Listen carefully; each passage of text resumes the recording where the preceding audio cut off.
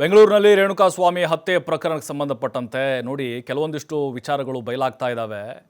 ಈ ಆರೋಪಿಗಳಿದಾರಲ್ಲ ದರ್ಶನ್ ಜೊತೆಗೆ ಈ ಕೃತ್ಯದಲ್ಲಿ ಭಾಗಿಯಾಗಿದ್ರಲ್ವಾ, ಅವರ ಹಿನ್ನೆಲೆಯನ್ನು ನೋಡಬೇಕು. ಪ್ರತಿಯೊಬ್ಬರು ಕೂಡ ಬಾಸ್ ಅನ್ನೋರು, ಜೊತೆಲಿ ಗುರುತಿಸ್ಕೊಳ್ಳೋರು, ಬೆಂಗಳೂರೇ ಕಾಣದಂಥ ಕುಟುಂಬ ರೀ. ಮಗನನ್ನ ನೋಡೋಕೆ ಪರದಾಡ್ತಾ ಇದ್ದಾರೆ, ಸಂಕಟ ಆಗ್ತಾ ಇದೆ, ಕರಳು ಕಿತ್ತು ಬರ್ತಾ ಇದೆ ಅವ್ರದ್ದು. 5ನೇ ಆರೋಪಿ ನಂದೀಶ್ ನೋಡೋಕೆ ಹಣನೂ ಇಲ್ಲ ಅವರಿಗೆ ಬೆಂಗಳೂರಿಗೆ ಬರಲಿಕ್ಕೆ. ಅಂತಹ ಪರಿಸ್ಥಿತಿ ಅವ್ರದ್ದು, ಅಂತಹ ಕಿತ್ತು ತಿನ್ನೋ ಬಡತನ ಅವ್ರದ್ದು. ನಂದೀಶ್ ಇದನ್ನಲ್ಲ, A5 ಆರೋಪಿ, ಅವನ ಕತೆ ಬಿಚ್ಚಿಡ್ತಾ ಇದೀವಿ ನಿಮ್ಮ ಮುಂದೆ. ತಮ್ಮನನ್ನ ನೆನೆದು ಕಣ್ಣೀರಿಟ್ಟಿದ್ದಾರೆ ನಂದೀಶ್ ಅಕ್ಕ ನಂದಿನಿ. ನೋಡಿ ಎಂಥ ಪರಿಸ್ಥಿತಿ ಇದೆ ರೀ ಆ ಕುಟುಂಬಗಳದ್ದು. ಹಣ ಇಲ್ಲ ಅವ್ರ ಹತ್ರ ಬರಲಿಕ್ಕಿಲ್ಲ. ಅಸ್ತಮಾ ಕಾಯಿಲೆಯಿಂದ ನಂದೀಶ್ ತಾಯಿ ಭಾಗ್ಯಮ್ಮ ಬಳಲ್ತಾ ಇದ್ದಾರೆ. ಭಾಗ್ಯಮ್ಮ ಅವರು ನಂದೀಶ್ ಮನೆಗೆ ಆಧಾರ ಆಗಿದ್ದ, ಈ ಕಂಬಿ ಹಿಂದೆ ಹೋಗಿದ್ದಾನೆ. ಪರಪ್ಪನ ಗ್ರಹದಲ್ಲಿ ಮುದ್ದೆ ಮುರಿತಾ ಇದ್ದಾರೆ. ಹಾಗಾಗಿ ಮೊದಲು ಹೇಳೋದು, ನೀವು ಯಾವ ಪರಿಸ್ಥಿತಿಲಿದ್ದೀರಾ, ನಿಮ್ಮ ತಂದೆ ತಾಯಿ ಪರಿಸ್ಥಿತಿ ಏನೋ, ನಮ್ಮ ಕುಟುಂಬ ಹೇಗಿದೆ ಆರ್ಥಿಕವಾಗಿ. ಮನೆಗೆ ಆಧಾರ ಸ್ತಂಭ ಆಗಿದ್ರಿ ನಂದೀಶ, ಆದರೆ ಸಹವಾಸ ದೋಷ ನೋಡಿ ಏನಾಗ್ಬಿಡ್ತು. ಅಣ್ಣ ಬಾಸ್ ಅಂದ್ಕೊಂಡು ಸುತ್ತಾಟ, ಅಂದರೆ ಓಡಾಡ್ಕೊಂಡಿದ್ದು. ನಮ್ಮ ಬಾಸ್ಗೋಸ್ಕರ ಏನು ಮಾಡೋಕ್ಕೆ ರೆಡಿ ಇವ್ ನಂದೀಶ್. ಅದೇ ಪ್ರಾಣ ಕೊಡೋಕ್ಕೂ ಕೂಡ ರೆಡಿ ಅಂದಿದ್ದಂತೆ ಅವನು. ಆದರೆ ನೋಡಿ ಪಾಪ ಕಣ್ಣೀರು ಹಾಕ್ತಾ ಇದೆ ಆ ಕುಟುಂಬ. ಅವರಕ್ಕ ಗೋಳಾಡ್ತಾ ಇದ್ದಾರೆ. ಅವ್ರ ತಾಯಿಗೆ ಅಸ್ತಮಾ ಕಾಯಿಲೆ. ಪ್ರತಿಯೊಬ್ಬರೂ ಕೂಡ ಇದನ್ನು ನೋಡಬೇಕು.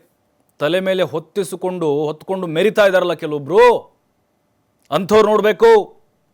ಬೆಂಗಳೂರಿಗೆ ಬರೋಕ್ಕೆ ಕಷ್ಟ ಆಗ್ತಾ ಇದೆ, ದುಡ್ಡಿಲ್ಲ. ಮನೆ ನೋಡಿ ಇವತ್ತು ನಾಳೆ ಬೆಳಂಗಿದೆ. ಬಹಳ ಹೀನಾಯವಾದಂಥ ಬದುಕವ್ರದು ಆರ್ಥಿಕವಾಗಿ. ಆದರೆ ಇವರು ಇಲ್ಲಿ ಬೆಂಗಳೂರಿಗೆ ಬಂದು ಹುಚ್ಚು ಅಭಿಮಾನ, ಅಭಿಮಾನ ಇರಲಿ, ನಾವು ಬೇಡ ಅಂತ ಹೇಳಲ್ಲ.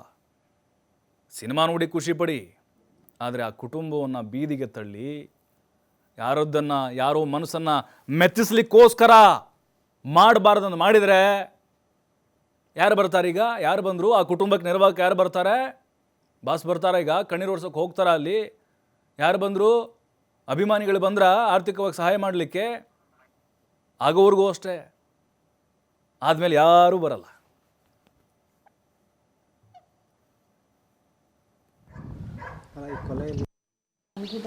ಅವರು ಇನ್ನೂ ಕ್ಯಾಮ್ರಾ ನೋಡಿದ್ರಂತೂ ಇನ್ನೂ ಟೆನ್ಷನ್ ಆಗ್ಬಿಡ್ತಾರೆ ಸರ್. ಏನು ಮಾಡ್ತೀರ ಮಗ ಹಿಂಗಾಗಿ? ಅವನ ಮೇಲೆ ಎಲ್ಲ ಜೀವ ಇಟ್ಕೊಂಡಿದ್ವಿ ನಾವು, ಹಂಗಾಗಿ ಅವ್ರು ಇನ್ನೂ ಚೇತರಿಸ್ಕೊಂಡೇ ಇಲ್ಲ. ದುಡ್ಡಿರೋರೇನೋ ಮಾಡ್ತಾರೆ, ಇಲ್ದಿರೋರ ಕತೆ ನನಗೆ ಆಗಿರೋದು ಸರ್. ಇವಾಗ ಮನೆ ಪರಿಸ್ಥಿತಿ ಆಗಿದೆ. ಏನು ಹೇಳೋದು ಸರ್, ನಮ್ಮ ಪರಿಸ್ಥಿತಿ ನಾವು ಹೇಳೇ ನಮಗೆ ಬೇಜಾರಾಗ್ಬಿಟ್ಟೈತೆ. ಹಂಗೆ ಅಷ್ಟು ಕೆಟ್ಟಿದೆ ನಮ್ಮ ಪರಿಸ್ಥಿತಿ ಇವಾಗ. ಏನಂತ ಅದನ್ನು ನಾವು ಹೇಳೋಕ್ಕಾಗುತ್ತೆ ಹೇಳಿ? ಇವಾಗ ಅಲ್ಲಿ ಹೋಗೋದಕ್ಕೂ ನಮಗೆ ಯಾರೂ ಪರಿಚಯ ಇಲ್ಲ, ಏನಂದರೆ ಏನಿಲ್ಲ. ಅಲ್ಲಿ ಹೋಗೋದು ನಮಗೆ ಗೊತ್ತಿಲ್ಲ ಹೆಂಗೆ ಹೋಗೋದು ಅಂತ. ಅದಕ್ಕೆ ನಾವು ಕೂಲಿ ಮಾಡ್ಕೊಂಡು ಇದ್ದ ಜಾಗದವರು ಅವರು ಸ್ವಲ್ಪ ಸಪೋರ್ಟ್ ಮಾಡ್ತಿದ್ದಾರೆ. ಏನೋ ಹೋಗಿ ನೋಡಿ ಅವನ್ನ ಮಾತಾಡ್ಸ್ಕೊಂಬರೋಣ ಫಸ್ಟು ಅಂತ. ಅವ್ರೇನು ವ್ಯವಸ್ಥೆ ಮಾಡ್ತಾರೆ ಅದ್ರ ಮೇಲೆ ಹೋಗ್ತೀವಿ ಸರ್. ಅವನೇನ ಫೋನ್ ಏನು ಮಾಡಿದ್ನ? ಇಲ್ಲ ಸರ್, ಎಷ್ಟು ದಿನ ಆಲೆ 12-13 ದಿನ ಆಯಿತು ಸರ್ ಅವನ ಜೊತೆ ಮಾತಾಡಿ. ಲಾಸ್ಟ್ ಸೋಮವಾರ ಮಾತಾಡಿದ್ದೆ ಅವನ ಹತ್ರ. ಹಾಗೇನಾರು ಹೇಳ್ಕೊಂಡಿದ್ನ? ಇಲ್ಲ ಸರ್, ಏನೂ ಹೇಳಿಲ್ಲ ಅವ್ನು ನಮ್ಮ ಹತ್ರ. ನೈಟ್ 9:30 ಫೋನ್ ಮಾಡಿ ಮಾತಾಡಿದ್ವಿ. ಚೆನ್ನಾಗೇ ಮಾತಾಡಿದ್ದಾನೆ, ಮಕ್ಳ ಜೊತೆ, ಅಪ್ಪ ಅಮ್ಮ, ನನ್ನ ಜೊತೆ ಎಲ್ಲ. ಏನೂ ಹೇಳಿಲ್ಲ ಸರ್ ಅವನು.